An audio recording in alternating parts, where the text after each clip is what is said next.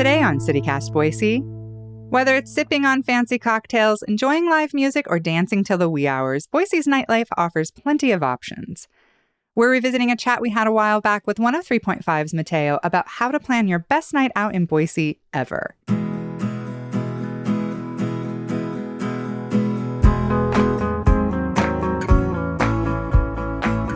It's Thursday, September 14th. I'm Emma Arnold, and this is what Boise's talking about.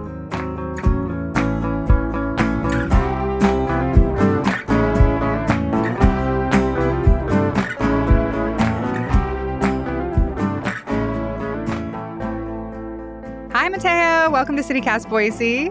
I'm so excited to be here. I follow on Spotify. Yes, a radio guy uses Spotify and loves it.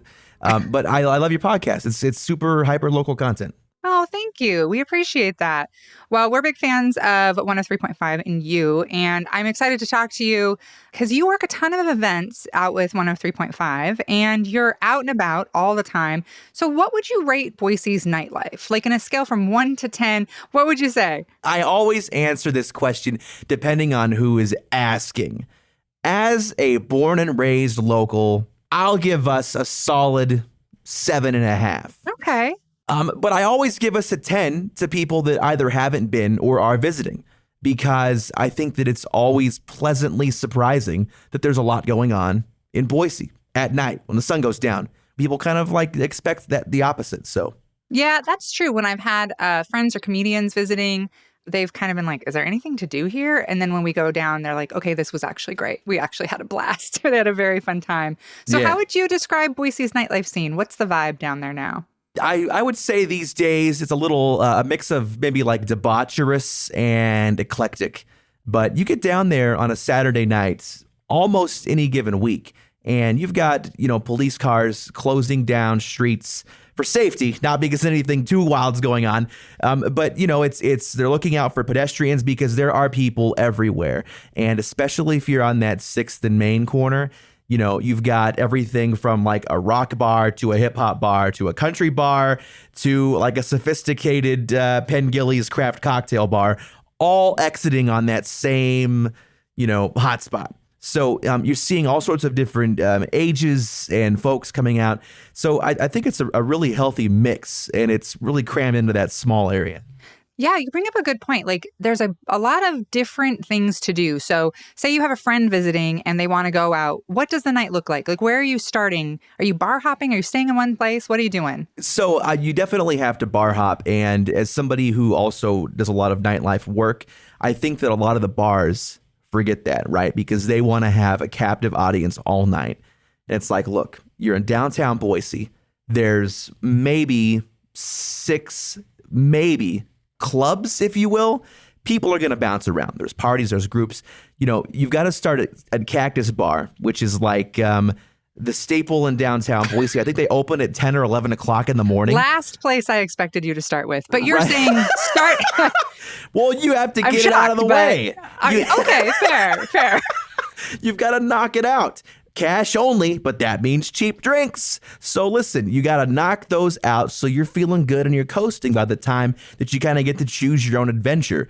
Because there's, again, everything from country to hip hop to dance, and then the unicorn in the city, Humpin' Hannah's, right? Oh, yeah. What are you going to get into there? Well, you better go in a little bit buzzed from Cactus before you go in, is my humble opinion.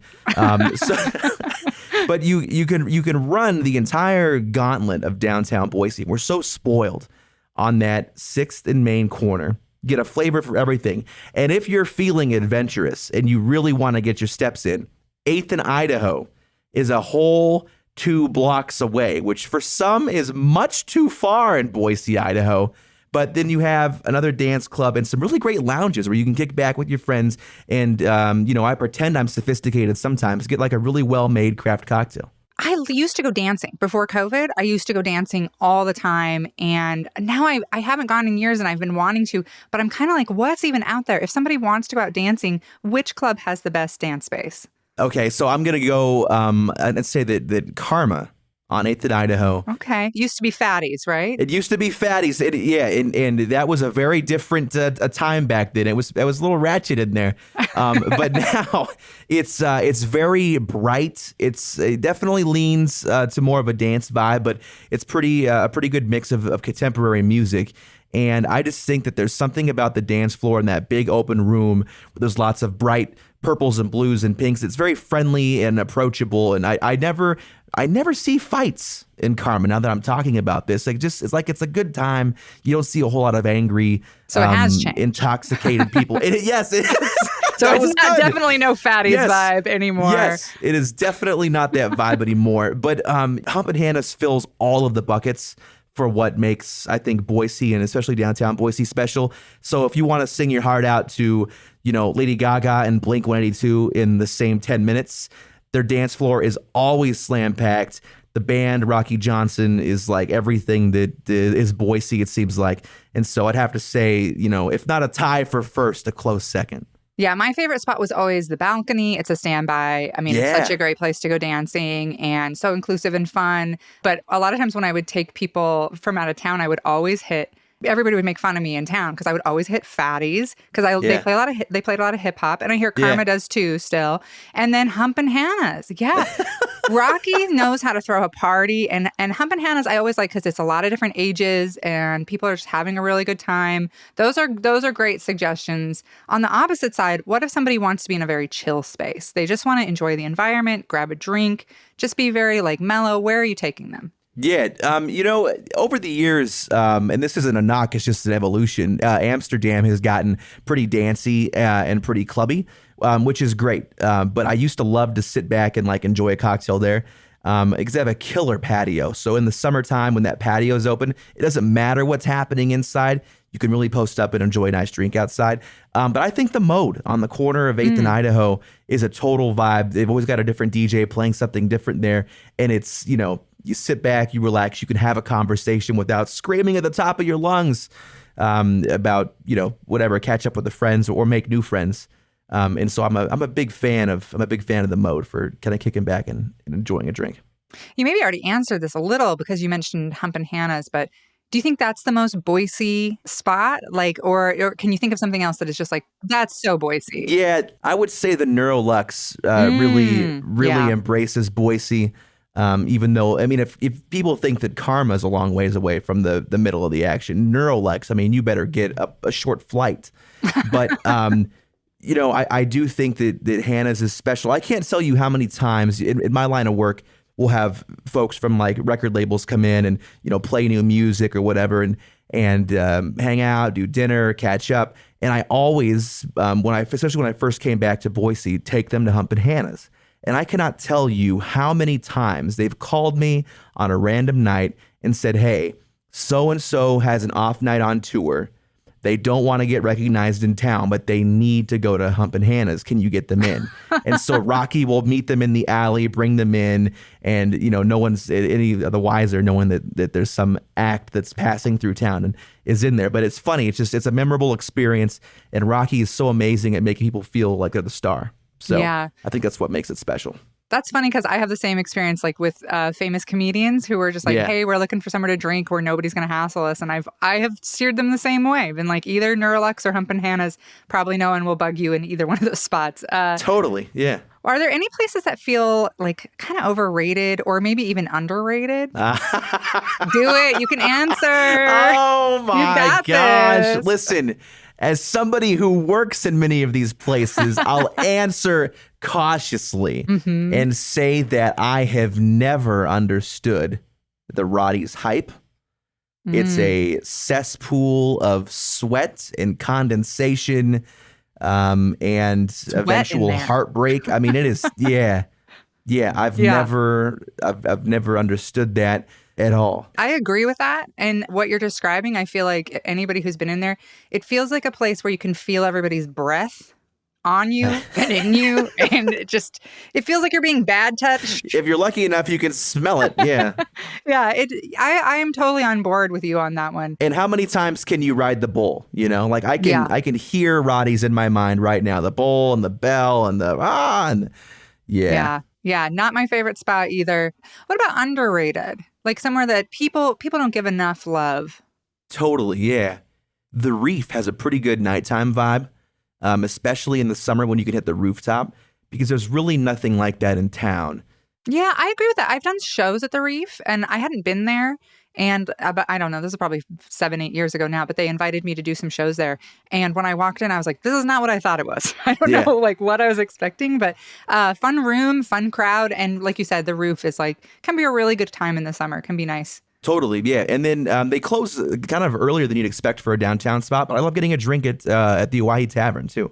Oh, Oh, it's a little yeah. bit kind of on the edge, but they've got a great drink menu and a cool vibe, a great patio. I'm a sucker for patios, if you can't tell. I'm going to say 10th Street Station is a little underrated because it was really popular like 10 years ago. And then I feel Yeah. like it kind of fell off with a certain, like Gen Z hasn't quite found 10th Street Station yet, I think. Well, how are we ending the night? We don't have many late night food options, obviously. So what are we doing? Right. Grabbing a hot dog? Are we getting Right. pie hole? There's not a ton of options. We've done another episode about how there's nowhere to eat here. But what do you do at the end of the night? Listen, as far as anything that's non-incriminating, you definitely have to hit the taco truck next to Bandana Running and Walking. Oh, okay. I've had, now this is not a knock, but I'm just being honest. I've had the taco truck when the sun is up. Not the best. Okay, got it. It's a nighttime taco truck. It is. However, I'm convinced it's not me that's noticing the diff. Like, I'm not the problem because of course not. I think that during the daytime, they're probably selling the nighttime's leftovers. Oh, you think they're selling old tacos during the day? I didn't say that, but I'm just saying because Okay. it's always so fresh at night. I always leave so happy. But again, it could just be the tequila talking. Maybe it's also just, like they really bring it for the nighttime. Like the daytime guy maybe is phoning it in a bit, but the nighttime guy is like, these are our people. We That's have to true. make good tacos Yes. for drunk people. Absolutely, because you never know what a drunk person will do down there. Yeah, you don't. No, that's why Yeah. there's so many cops down there. So Exactly. But you're so right that the options after the bars close are so limited. I've known folks to make their way to some salacious places that might be open until 4 o'clock in the morning and can't serve alcohol. But yeah, I wouldn't recommend doing that on State Street if you don't have to. So, just get some grub and Uber home because Boise's so small, they can spot you swerving like that. And, you're putting other people's lives at risk too. So, yeah. What about somebody who hasn't been out in a while and they want to get out for I'm saying me. What I'm saying is Yeah. before COVID used to be really fun and we used to go Yeah. dancing and I just sort of realized like, man, I haven't done anything in so long. So what do I need to do? What's changed? Like, what's your advice? How do I have a good time and get back out there? I think that a lot has changed. If nothing else, just like, even for me who's out all the time, my patterns have evolved. And I think COVID had a lot to do with it. And so if you can embrace the fact that everywhere has changed a little bit, I say you make a list and you go check out the spots that you might already have, preconceived notions about oh, I remember that place. Well, listen, that was, X amount of years ago. Go check it out again because so many businesses, and pointing at COVID again, have upgraded their facilities because of various grants or loans for businesses that were struggling through that. And you're going to see tweaks everywhere. Before COVID, the old spaghetti factory was empty. Now Western Proper is there and it's a vibe for, friends, dates, family, you name it. And I'll be able to walk right by it. So it's totally worth kind of making that be a tourist in your own city. That's a really good point. I keep walking by that and I keep thinking, that looks cool in there. And then I have not been in. So You haven't you're been right. to Western Proper yet? No, I just keep walking my by. Gosh. I literally have seen my friends in there and waved and been like, that looks really fun and kept walking because I was in a hurry. But yeah, it does look cool in there. It's totally like the Instagram influencer aesthetic with like a miniature bowling alley, arcade games, adult arcade games, and like, great cocktails, a couple different bar scenes, and a killer brunch, by the way. Killer brunch really? on the weekends. Yeah. Good to know. Let's end on what are some hidden gems kind of off the strip, not in downtown? What are some, you mentioned somewhere up in, the North End, but what are some places kind of off the beaten path that people can go to? Yeah. So this is really off the beaten path. But have you ever heard of Hilltop Station? Oh, yeah, absolutely. So it's like you're driving to Lucky Peak, but if you go up there at night, it's like you're sitting in I guess you are sitting in a log cabin. You feel like you're out of town. And they have a huge selection of local drafts. Like they do an amazing job of keeping all of their taps local. There's a liquor store right next door, if you're feeling creative. But that would be a total under the radar night out vibe. Great homemade food, great local beer, and you're supporting a local business. And you feel like you're in the woods. You feel like you're in the middle of McCall, and you're not. So that's kind of cool. And then, I will even say stretching out to, is Meridian allowed? Yeah, absolutely. I haven't been yet, but I've heard the Frontier Club is popping these days. Okay. I'm blown. Meridian has a nightlife. I had no idea, and I'm thrilled. I'm thrilled for Meridian. I have heard tons of times lately that the Frontier Club in downtown Meridian is popping off. So maybe we round up Evelyn and we all head out to Meridian for a crazy night out and see what the scoop is. I like it. I think that sounds fun. My 2 picks for hidden gems are going to be the Somewhere Bar down in Garden City. Good call. I went there with friends recently, and we had a really good time. They played great music the whole time. I've heard that their food can be pretty tasty too. I didn't have anything. And their drinks were really fun and pretty reasonably priced. And I'm also going to say VAC in Garden City. Okay. Which, maybe isn't for first choice for going out to party, but they a lot of times do after shows, you can stay and have a drink, and they do really fun events. They had for New Year's Eve, they did after cabaret, they did a really big rowdy New Year's Eve party. So they do a lot of really cool, fun party stuff too that people should check out. So, oh my gosh. Well, it sounds like we're headed out to Meridian with Evelyn. Yes. I'm not sure exactly what you wear to party in downtown Meridian, but I am on board. I don't think we have to stress it. And Evelyn's paying for the Uber is what I heard. So all bets are off. Fantastic. Well, Mateo, thank you so much for making it so we can have a little fun this weekend and next. And I look forward to listening to you on the radio. Awesome. Don't do that to yourself, but I appreciate the support. Thanks, Mateo. Thank you.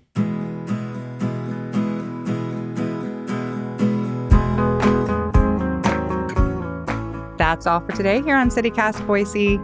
If you enjoyed the show, we'd love it if you left us a review. We'll be back tomorrow morning with your weekly news roundup. Bye.